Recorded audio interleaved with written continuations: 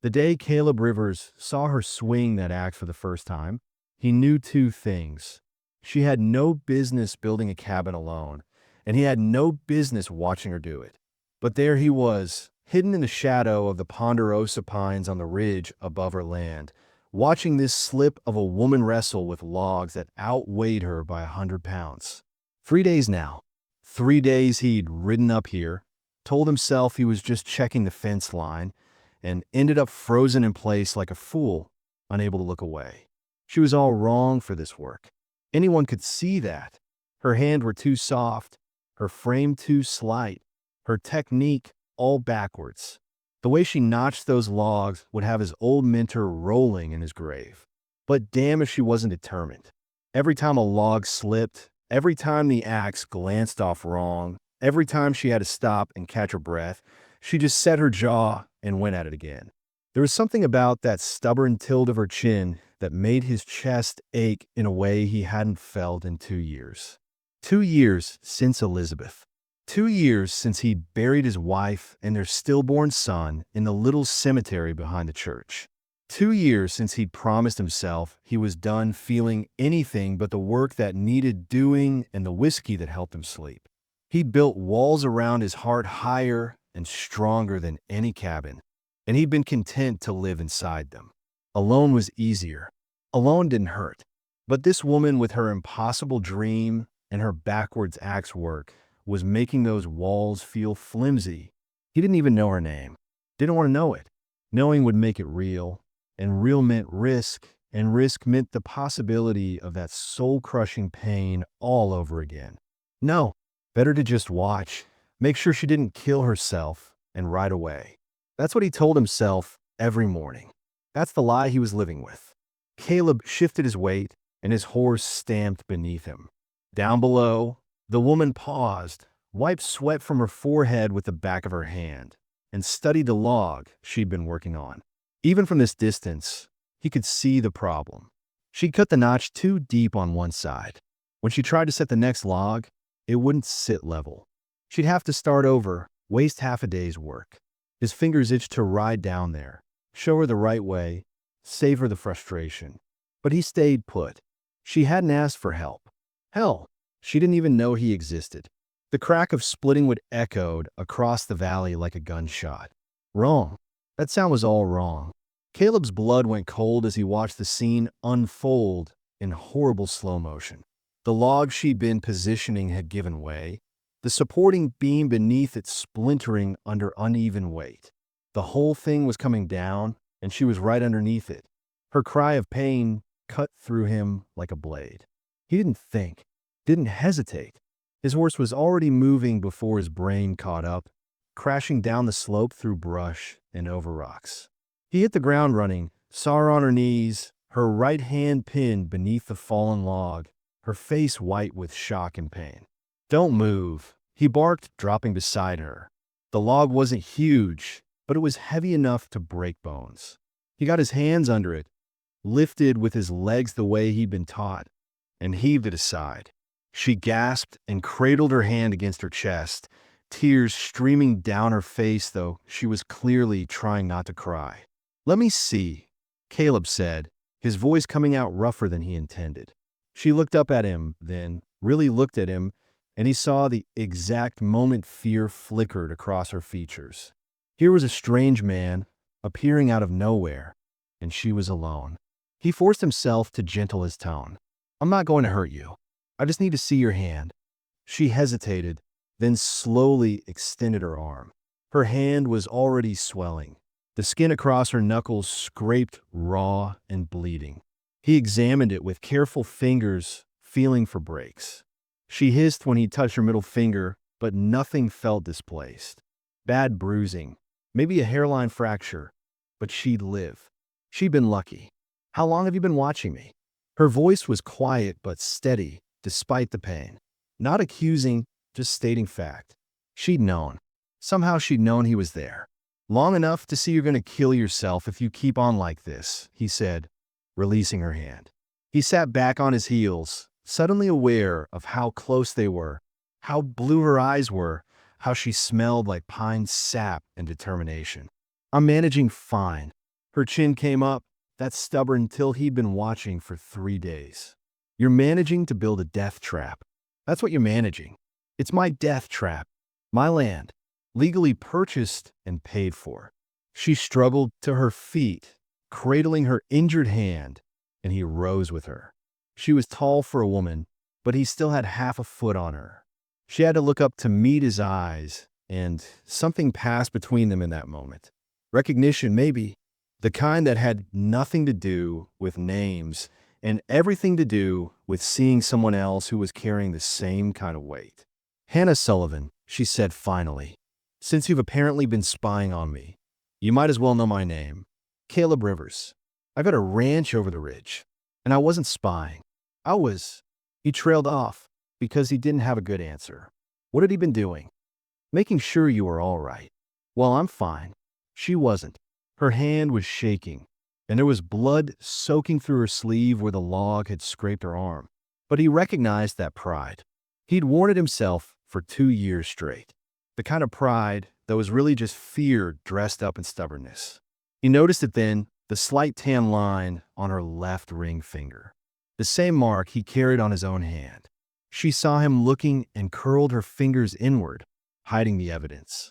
They stood there in the wreckage of her work, two people who'd lost everything, pretending they needed nothing. You should wrap that hand, he said finally. Keep it clean. Infection out here will kill you faster than a falling log. I know how to take care of myself. I'm sure you do. He picked up his hat from where it had fallen in his rush to help her. But knowing how and being able to are two different things when you're alone. Something flickered in her eyes at that word. Alone. She understood it the same way he did. Not just a state of being, but a choice. A sentence. A wall built one stone at a time to keep the world and its pain at arm's length. Thank you for your help, Mr. Rivers, she said, her voice formal now, distant, building her own walls right there in front of him. But I've managed this far, and I'll manage the rest. He wanted to argue, wanted to tell her that managing wasn't the same as living, that building this cabin alone wouldn't bring back whoever she'd lost, that he understood the futile need to finish something, anything, just to prove you could still do it. But he learned that some lessons couldn't be told. They had to be lived. Ma'am, he said, settling his hat back on his head. He turned toward his horse, then paused. Your notches are too deep. That's why the logs won't sit level. Take off half an inch, and they'll lock proper. He didn't wait for her response. Just swung up into his saddle and guided his horse back up the ridge. But he looked back once, couldn't help himself. She was standing in the middle of her building site, one hand cradled against her chest, watching him go. Even from a distance, he could see the set of her shoulders.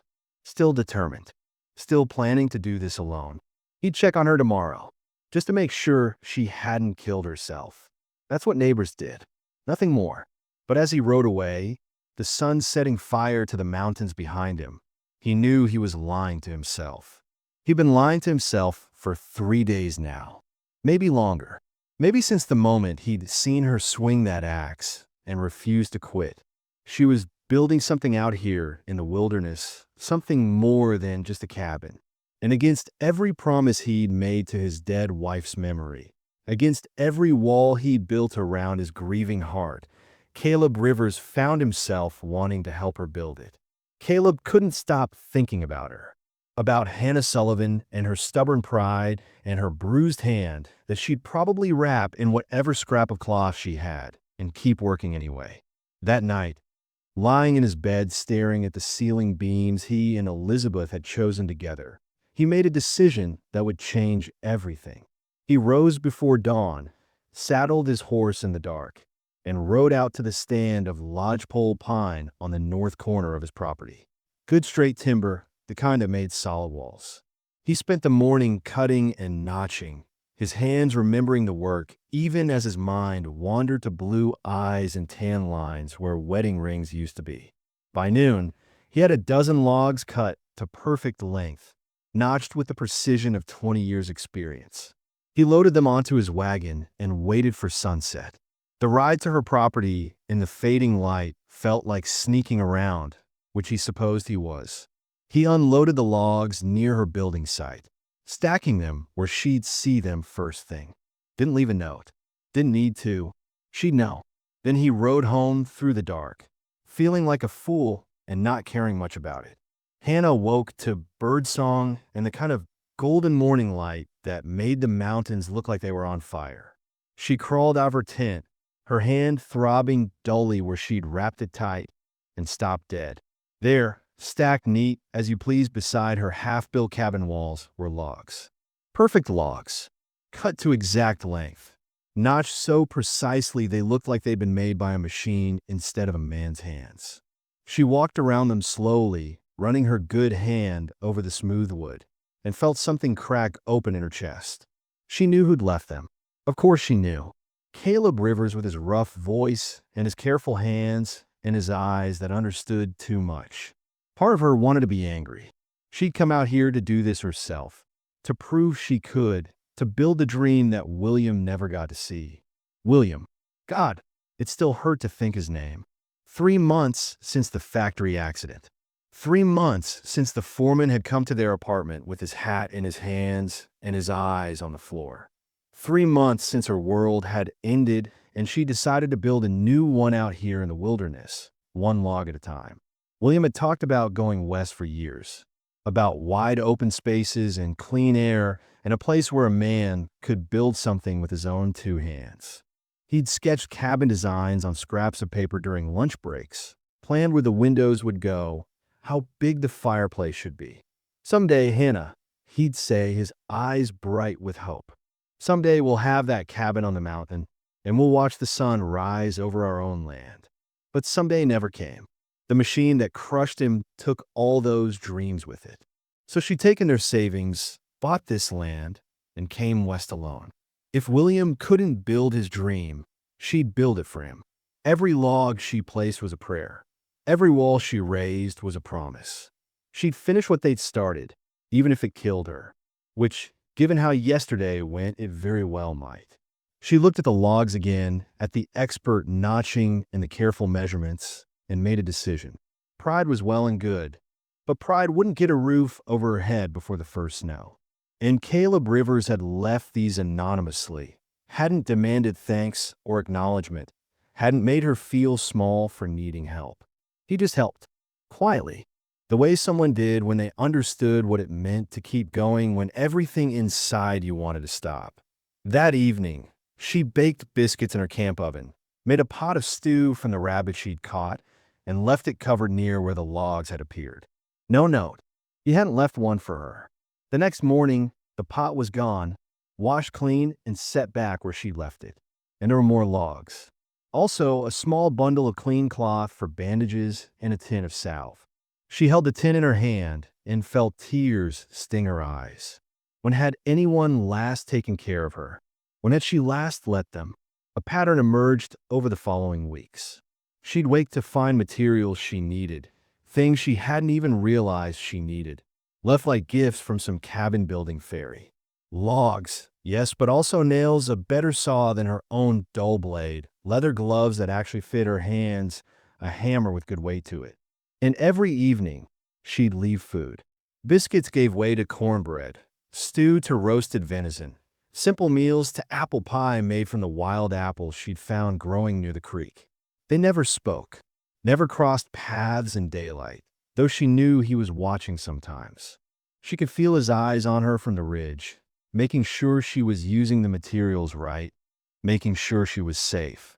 And sometimes, when she was working, she'd find herself showing off a little. Look, she'd think, lifting a log into place with better technique than she'd had a week ago. See, I'm learning. I'm getting stronger. Watch me build this thing. The cabin took shape. Walls rose solid and true. The roof frame went up, peak pointing toward the sky like a prayer. She'd stand back at the end of each day, exhausted and filthy and more alive than she'd felt since William died, and marvel at what was appearing. This thing she was building, this thing they were building, though neither of them would say it out loud. In town, when she went for supplies, people talked. The shopkeeper's wife leaned over the counter and whispered, "Heard you got yourself a ghost helper out there." The blacksmith winked and said, "That cabin's going up mighty fast for a woman working alone." Even the preacher mentioned it. Something about the Lord providing helpers in mysterious ways. Hannah just smiled and said nothing. Let them think what they wanted. This partnership, this silent dance she and Caleb were doing, it was nobody's business but theirs. She started leaving notes with the food, just small things at first. "Thank you" on a scrap of paper tucked under the pot lid. He responded the next day, "You're welcome," written in blocky letters on the back of the same paper. Then, a few days later, she wrote, "Why are you helping me?"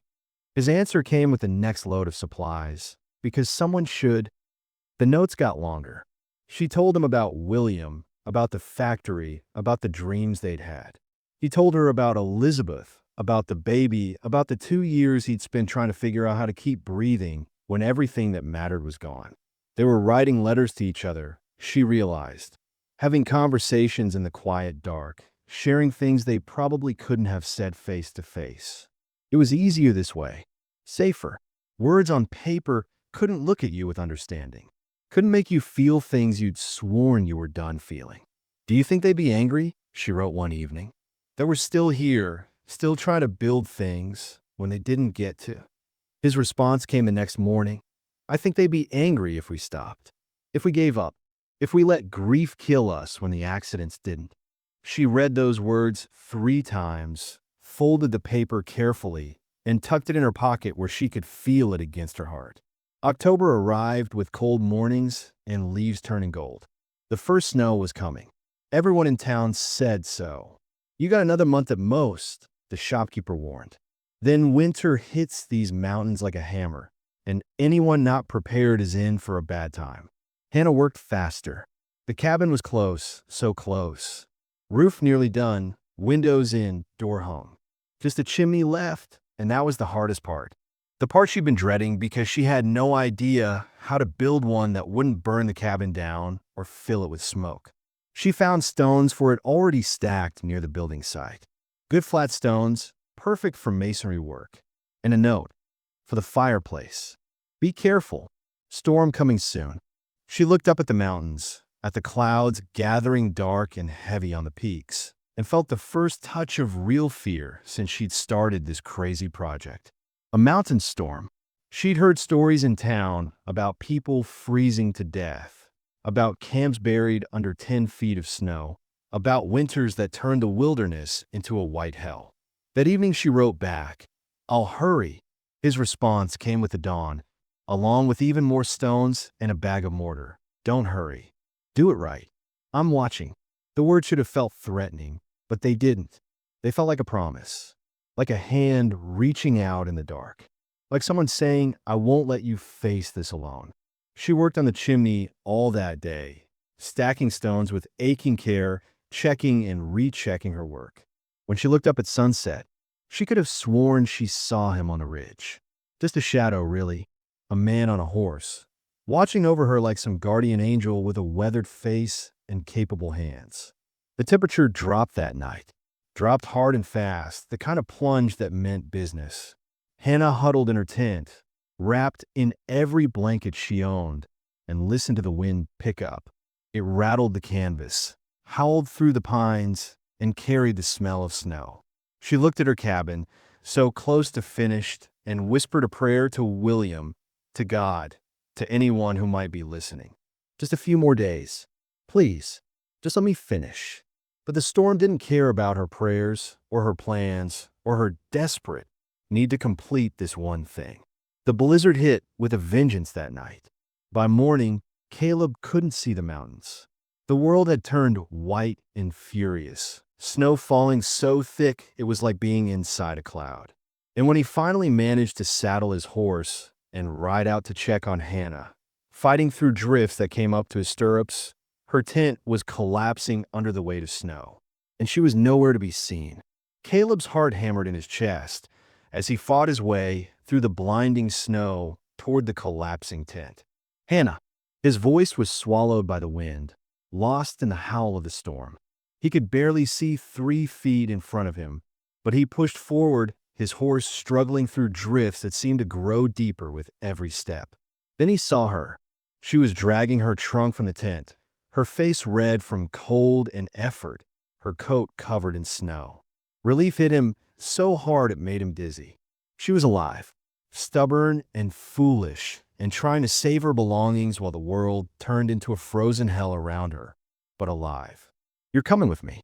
Now, he dismounted, not bothering with pleasantries. There wasn't time. The storm was getting worse by the minute, and they were a good 30 minutes from his ranch, even in good weather.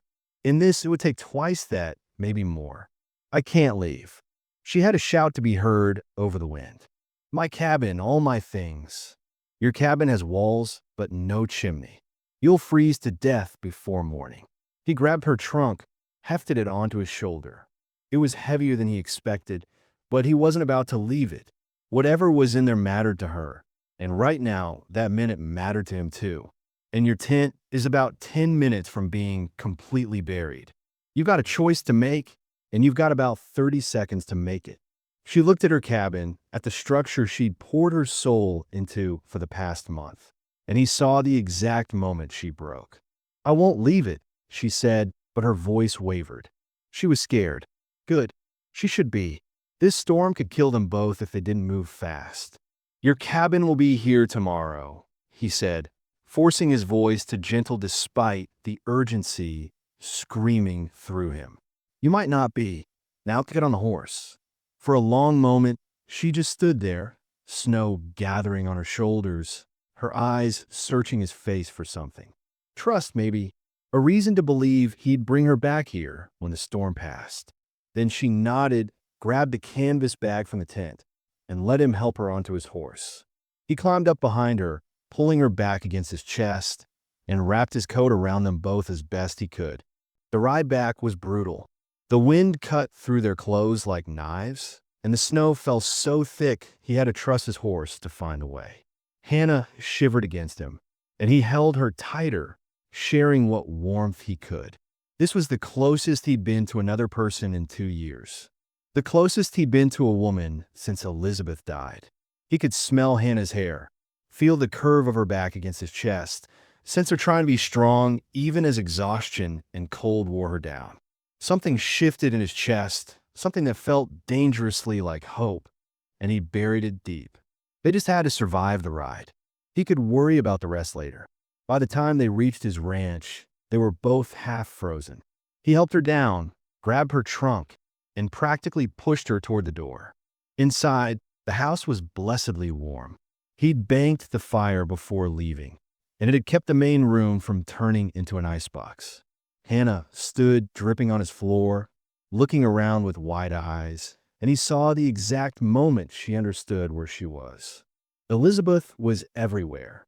Her paintings on the walls, landscapes she'd done in the mountains in different seasons. Her embroidery on the pillows, delicate flowers and birds that had taken her months to complete. Her wedding photograph on the mantel, smiling and beautiful and so alive it hurt to look at.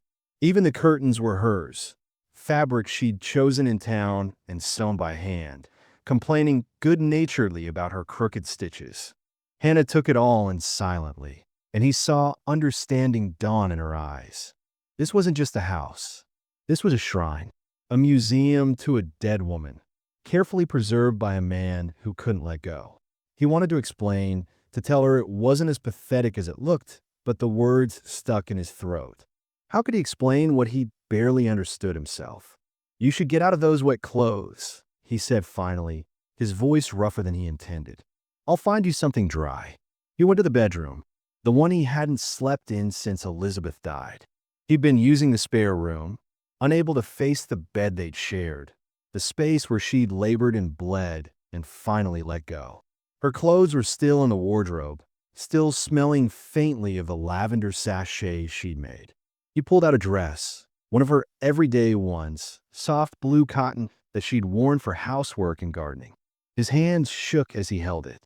"I'm sorry, Lizzie," he whispered to the empty room, "but she needs it, and I think you'd understand."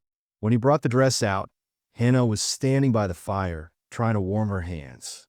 She looked at the dress, at his face, and something passed between them. A recognition of how hard this was, how strange and sad and necessary. "Thank you," she said quietly, taking it from him. "I'll be careful with it." He showed her to the spare room, the one that had been meant for the baby, and left her to change. Then he went to tend the horses, giving them both time to process what had just happened. She was in his house, in Elizabeth's dress. They were snowed in together, and the storm showed no signs of stopping. He'd brought her here to save her life, but now they'd have to figure out how to exist in the same space. Two broken people carrying the weight of their dead. When he came back inside, she was in the kitchen, still wearing Elizabeth's dress. Her own clothes hung by the fire to dry. The dress fit her differently than it had fit Elizabeth. Hannah was taller, leaner, all angles where Elizabeth had been curves. But somehow seeing another woman in his dead wife's clothes didn't hurt as much as he'd thought it would. Maybe because Hannah wore it like a borrowed coat, not like she was trying to replace anyone. "I thought I'd make dinner," she said, not quite meeting his eyes. "If that's all right. It's the least I can do." "You don't have to." "I know, but I'd like to, if you'll let me." So he did. He sat at his own kitchen table and watched Hannah Sullivan move around his kitchen, finding things with surprising ease, and something that had been frozen inside him for 2 years started to thaw. They didn't talk much while she cooked. The silence was comfortable, broken only by the sounds of food being prepared and the storm raging outside. But when they finally sat down to eat, when they were facing each other across the table with plates of stew and fresh bread between them, the weight of everything unsaid became too heavy to ignore. "She was beautiful," Hannah said finally, nodding toward Elizabeth's photograph. "Your wife. She was." He didn't elaborate. Couldn't. "How long?" 2 years. 2 years, 3 months, and 16 days. The precision of it made him sound crazy, but Hannah just nodded like she understood counting grief in exact measurements. "She died bringing our son into the world," he continued, the words coming easier than they ever had before. Maybe because Hannah already knew what loss felt like. Maybe because talking to her was like talking to someone who spoke the same language of grief. Neither of them made it. The midwife said sometimes these things just happen, like that's supposed to make it hurt less. William died under a machine, Hannah said, her voice steady, but her hands gripping her fork too tight. They said it was quick, like that's supposed to be a comfort, like quick makes it better somehow. They looked at each other across the table. Two people who'd been told the same useless things by well-meaning folks who didn't understand that there was no good way to lose someone. That quick or slow, sudden or expected, it all ended the same way, with an empty space where a person used to be. "We're both building monuments to ghosts, aren't we?" Caleb said, and it wasn't really a question. "Your cabin, my museum here. We're both trying to keep them alive by holding on to everything we can." Hannah's eyes filled with tears, but she blinked them back. "Is it working?" "No." The honesty surprised him, but felt right. "They're still gone. The cabin won't bring him back. This house full of her things doesn't make her any less dead. We're just going through the motions, pretending that if we finish the right project, complete the right task, somehow it'll all make sense. Then why do we keep doing it? Because stopping feels like giving up. Like admitting they're really gone, and we're really alone, and this is just how life is now." The words hung in the air between them, heavy with truth. Hannah set down her fork, covered her face with her hands, and cried. Real tears, the kind that had been building for months. Caleb sat frozen for a moment, then stood and moved around the table. He didn't touch her, just stood close enough that she'd know she wasn't alone. After a while, she looked up, her face red and wet, and said the thing he'd been thinking since he first saw her swing that axe. "I don't know how to do this. How to keep living when half of me is buried with him." "I don't either," Caleb admitted. "But I guess we figure it out one day at a time. One log at a time. One damn breath at a time until it gets easier." Does it get easier? He thought about lying, about giving her false comfort. But Hannah deserved better than that. "I don't know yet. Ask me again in another 2 years." She laughed, a watery broken sound, and wiped her eyes. That's the most honest thing anyone said to me since he died. They finished dinner in silence, but it was different now. Lighter somehow, like admitting how lost they both were had lifted some of the weight. After, Hannah insisted on washing dishes while Caleb set up the spare room properly, finding extra blankets and making sure the stove in there would keep her warm through the night. They moved around each other like dancers who'd practiced this routine before, careful not to get too close, but somehow always aware of where the other person was. That night, alone in his own room, Caleb stood in front of Elizabeth's photograph. Her smile looked different somehow, less like an accusation, more like a memory. "I don't know what I'm doing, Lizzie," he whispered, "but I think you'd understand. I think you'd tell me to stop living in a museum and start living in the world again. Am I right?" The photograph didn't answer, of course, but for the first time since she died, he felt like maybe he didn't need it to. The storm lasted 3 days. 3 days of wind howling and snow piling higher than the windows. 3 days of being trapped together in the house, forced to navigate around each other, learning the small intimacies of shared space. Caleb woke early and made coffee. Hannah made breakfast. They took turns feeding the fire. In the afternoons, when the storm seemed to ease slightly, he'd go out to check the animals while she tidied up. Evenings, they'd sit by the fire and talk, or play chess on Elizabeth's old set, or simply exist in comfortable silence. On the second day, Caleb taught her chess, explaining the way each piece moved, laughing when she immediately tried to sacrifice her queen in some wild gambit that made no strategic sense. "You can't just throw away your most powerful piece," he said, moving the queen back. Elizabeth had been a careful, methodical player. Hannah played like she built cabins, all bold moves and stubborn determination. He found himself charmed by it. On the third day, Hannah mended his shirts while he repaired a broken harness. Domestic tasks, the kind married people did together, and neither of them commented on how natural it felt. But there were moments when their hands would brush reaching for the same thing, when their eyes would meet across the room and hold for a heartbeat too long, when the air between them felt charged with something neither was ready to name. That night, Caleb couldn't sleep.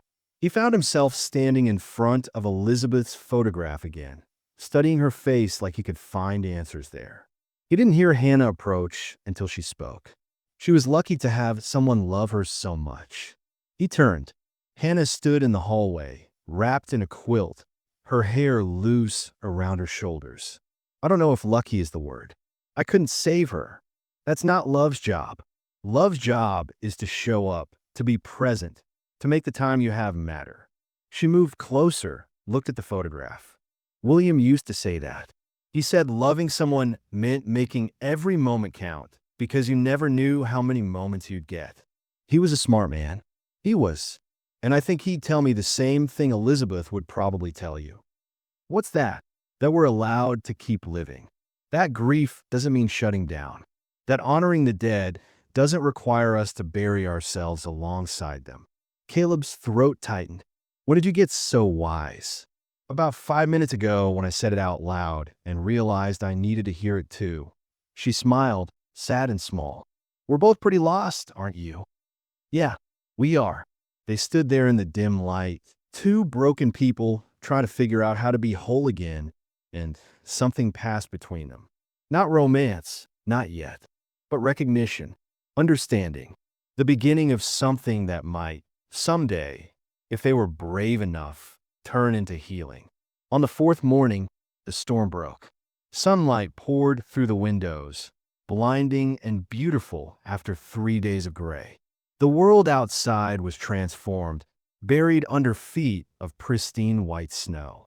It was time to face reality, time to check on the cabin, time to decide what happened next. Neither of them was ready. They rode out together to check the cabin, the horses struggling through snow that came up to their bellies. The world was silent except for the crunch of hooves and their own breathing, steam rising in the cold air. Hannah's heart pounded as they crested the ridge and her cabin came into view. She'd prepared herself for the worst, but seeing it still made her stomach drop. Snow had piled against the north wall, nearly reaching the roof line. Part of the tarp she'd used to cover the incomplete chimney had torn loose and was flapping in a breeze. Ice had formed around the windows, and one of the shutters hung crooked. But the walls stood. The roof held. The structure she'd poured her soul into had survived. Could have been worse, Caleb said, dismounting. He walked around the cabin slowly, his practiced eye assessing the damage. Walls solid. Roof's good. You'll need to finish that chimney before the next storm, though. And that shutter needs fixing. Hannah slid off her horse, waded through the snow to the cabin door. Inside, everything was frozen, her tools covered in a thin layer of ice. The small stove she'd been using for heat had gone cold days ago. This place that had been her entire world for the past month felt empty now. Lonely in a way it hadn't before. You could stay, Caleb said from behind her, his voice careful. At the ranch. Winter's coming hard, and this cabin's not finished. You'd be warmer there. Safer. She turned to look at him, saw the offer for what it was. Not pity, not even charity. Just one person who understood loss offering shelter to another. Her eyes burned with tears she refused to shed. That's kind of you. It really is. But I have to finish this. For William. For me. I came out here to build this cabin, and I need to see it through. Even if it kills you, even then. She managed a smile, though I'd prefer to avoid that if possible. Caleb was quiet for a long moment, studying her face. Then he nodded, decision made. Then I'll help you. Properly this time. No more leaving things in the dark and pretending we're not doing this together. You don't have to. I know I don't have to. But Elizabeth would haunt me if I let you freeze to death out of pride. He said his wife's name easily, with a lightness she hadn't heard before. Like maybe talking about her didn't hurt quite as much as it had 4 days ago. And honestly, I could use a project. Been rattling around that ranch alone for too long. A man needs a purpose. Hannah felt something warm bloom in her chest. Not quite hope, but close. Then I accept. Thank you, Caleb. Don't thank me yet. I'm a hard taskmaster. You're going to learn to do this right, even if it kills us both. They shook hands on it, the grip lingering longer than necessary, both of them smiling like fools. Then they got to work. The next 2 weeks were the hardest and best Hannah had worked. Caleb was true to his word. He was demanding, insisting she learn proper technique, making her redo things that weren't quite right. But he was patient too, showing her how to read the wood, how to feel when a joint was seated properly, how to build something that would last. They worked side by side every day, and Hannah felt herself getting stronger. Not just physically, though her arms didn't ache as much by evening, but inside, like she was rebuilding herself the same way she was building this cabin. One careful piece at a time. There were moments that meant more than the work. When they were raising the ridge beam for the roof, and Caleb had to lift her up to set it in place, his hands steady on her waist, both of them laughing at the absurdity of it. When she removed a splinter from his palm with such focused tenderness that he forgot to breathe. When she taught him her work song, some silly thing her father used to sing, and his terrible voice made her laugh so hard she had to sit down. The near kiss happened on a Tuesday. They'd been working on the window frames, standing close together as he showed her how to square the corners. They reached for the same tool, and suddenly their faces were inches apart. Tom seemed to stop. His eyes dropped to her lips. Her breath caught. They swayed toward each other like magnets. And then, "Boss, you up here?" Dutch's voice carried across the clearing, and they sprang apart like guilty teenagers. Dutch, Caleb's ranch foreman, rode up with supplies and news from town. If he noticed the tension, he was smart enough not to mention it. But Hannah saw the knowing smile on his weathered face, the way his eyes crinkled with amusement. He knew. Everyone would know soon enough. The thought should have bothered her, but it didn't. By the end of the second week, the cabin was nearly done. Roof sealed, windows in, door hung properly. Just the chimney remained, and they worked on it together, stacking stones with careful precision. It was the last task, the final piece, and both of them moved slower as completion approached, stretching out the time. Neither wanted to face what came next. On the last day, as the sun set over the finished cabin, Hannah stood in the doorway looking at what they'd built. The fireplace crackled with its first fire, warming walls that would keep her safe through the winter. She'd done it, built William's dream one log at a time. So why did it feel like the loneliest place on earth? Why did the thought of Caleb riding back to his ranch make her chest ache like something vital was being torn away? Caleb stood outside the cabin, giving Hannah her moment alone inside. He could see her through the window, silhouetted by firelight, and his chest felt tight. The cabin was finished. Beautiful, solid work that would stand for generations. He should feel proud. Instead, he felt hollow.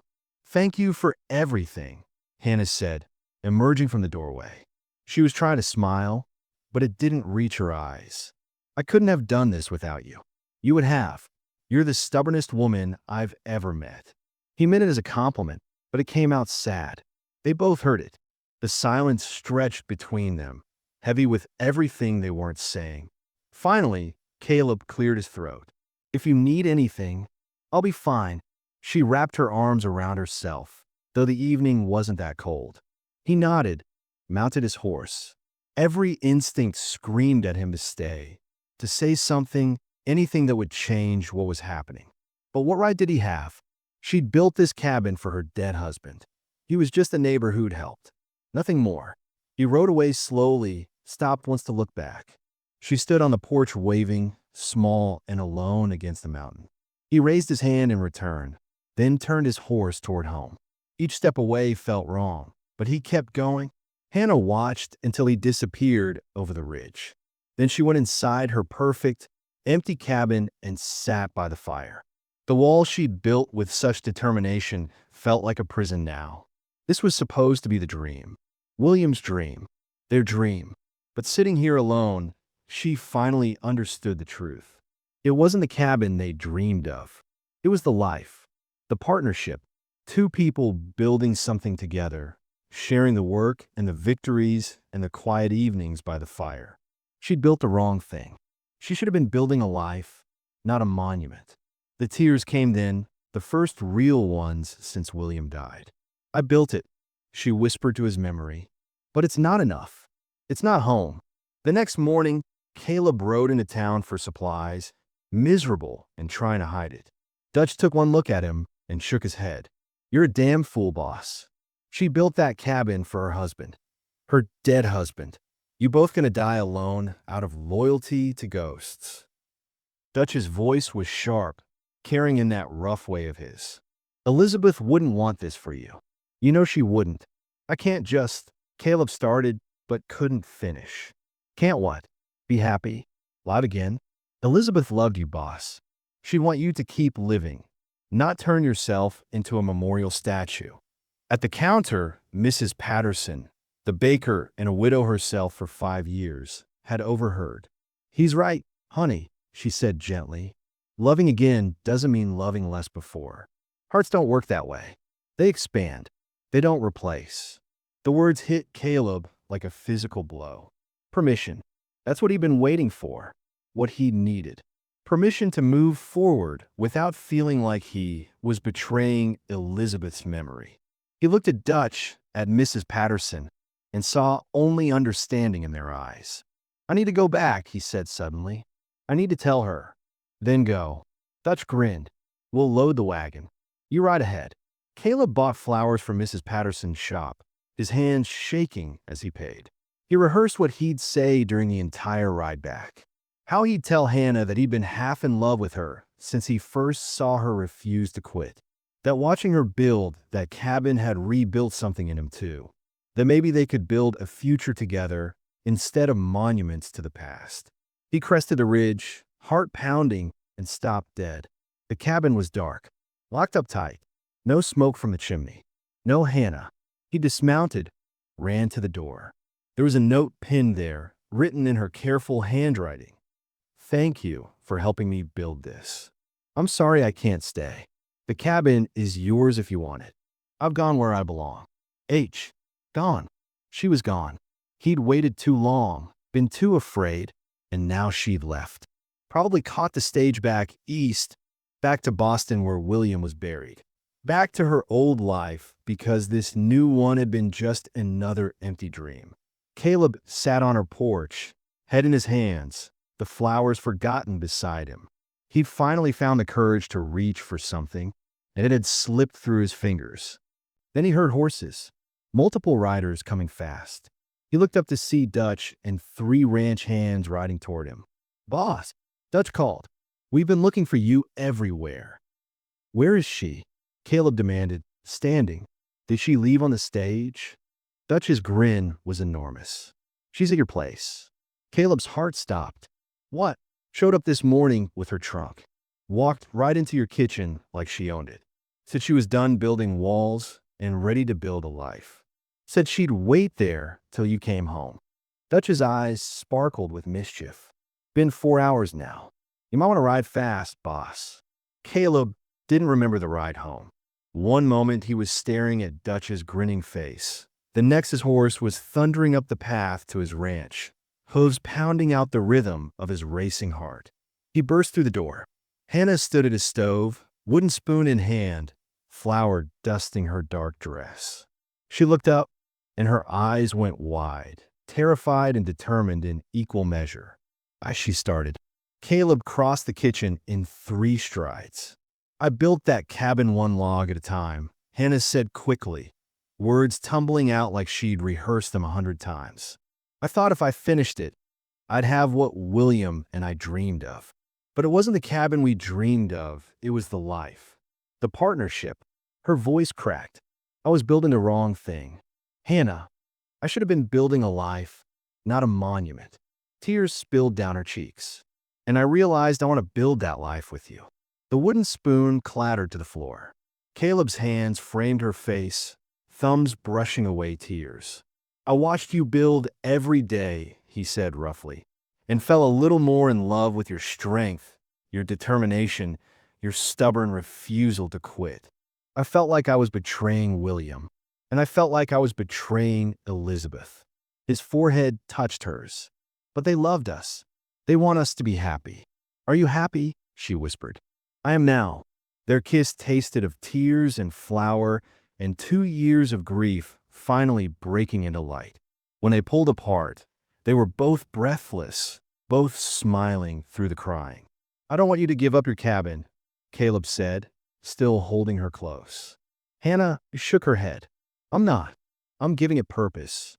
She explained her idea, a way station for women traveling west alone, a place of shelter and support.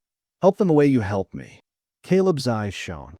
Elizabeth would have loved that idea. "Then let's do it together." Hannah's hands tightened in his. "Let's build a real home." "Here, here," he agreed, and kissed her again. 1 year later, spring painted the mountains in wildflowers and new grass. Hannah's cabin on the ridge now sheltered a young widow with 2 children, smoke rising cheerfully from its chimney.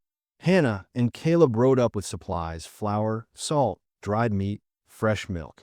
The woman met them at the door, children peeking from behind her skirts. "I don't know how to thank you," she said. "I don't know what I would have done without this place." Hannah smiled, remembering her own desperate determination. "Someone did the same for me once." They rode home together through the warming afternoon, easy in the saddle, easy with each other. Their ranch had grown. Flower gardens framed the porch now, and a children's swing hung from the oak tree. Inside, the house had transformed into something neither Elizabeth nor William would recognize, yet both would understand. Elizabeth's paintings still graced the walls. William's pocket watch sat on the mantel beside their wedding photograph. And between them, a new photo, Hannah and Caleb on their wedding day, standing between the past and future, honoring both. Hannah moved around the kitchen with practiced ease, Caleb's protective hand resting on her waist, on the gentle swell beneath her dress that spoke of new life, new hope.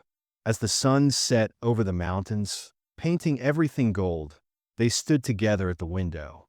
"You built your cabin 1 log at a time," Caleb said softly. Hannah leaned into him. "And you taught me that home isn't a place. It's who you build it with. Think she'll make it?" The woman in the cabin, she's stubborn. She'll build something beautiful. Like you did. Hannah turned to face him, eyes bright. Like we did. The cabin on the ridge still stood, solid and true, built by hands that refused to quit. But the real home was here, built just as carefully by two hearts that learned starting over didn't mean forgetting. It meant honoring the past by embracing the future. They'd both been building monuments to the dead. Now, they were building a life for the living. Together. One log, one day, one moment of courage at a time.